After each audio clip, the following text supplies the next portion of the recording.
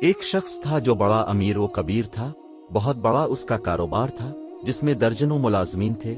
इसका घर भी काफी बड़ा था, इसमें भी नौकर चाकर काम करते थे। दिन भर वो अपने बिजनेस में रहता, शाम को घर वापस आता। इसका जो अपना बेडरूम था उसकी सफाई एक जवान लड़की करती थी। एक दिन वो इत्तेफाक से वक्त से पहले घर आ गया। जब ये अपने कमरे में आया और नौजवान लड़की को सफाई करते हुए देखा, बस शैतान ने इसके दिल में ख्याल डाला कि मैं इस लड़की को रोक लूं तो उसकी आवाज कोई नहीं सुनेगा।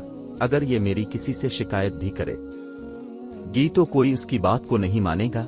मैं तो पूरे पुलिस स्टेशन खरीद सकता हूँ, मुलाजमीन सब मेरी बात मानेंगे। लड़की ने देखा कि मालिक वक्त से पहले आ गए हैं तो वो जल्दी से जाना चाहा, तो मालिक ने फौरन एक जोरदार आवाज में कहा, ठहर जाओ। वो मालिक के तेवर देखकर घबरा गई।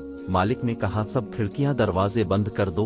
अब लड़की परेशान कि मैं करूं तो क्या करूं, लेकिन इसके दिल में तकवा था, अल्लाह का खौफ था।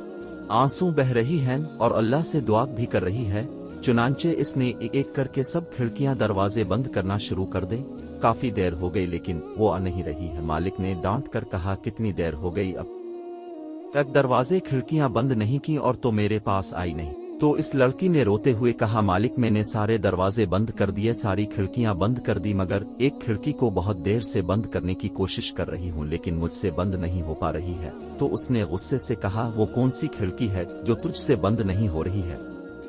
लड़की ने कहा, मेरे मालिक, जिन खिड़कियों से इंसान देखते हैं, जिन खिड़कियों से मखलूक देखती है, मैंने वो सारी खिड़कियां बंद कर दी, लेकिन जिस खिड़की से अल्लाह पाक देखता है, इस खिड़की को बहुत देर से बंद करने की कोशिश कर रही हूं लेकिन मुझसे बंद नहीं हो पा रही है। अगर अब से बंद हो सकती है तो आकर बंद कर दें। फौरन बात समझ में आ गई कि वाकई में अपने गुनाहों को इंसानों से छुपा सकता हूँ लेकिन अल्लाह से नहीं छुपा सकता। वो उठा, जल्दी से वजू किया, नमाज पढ़ी, अल्लाह से मुआफी मांगा। हम में से हर शख्स गौर करें, कोई इस खिड़की को बंद कर सकता है जिससे अल्लाह देखता है? तो फिर हम जुरात के साथ गुनाह क्यों करते हैं? तो फिर डटाई के साथ गुनाह क्यों करते हैं?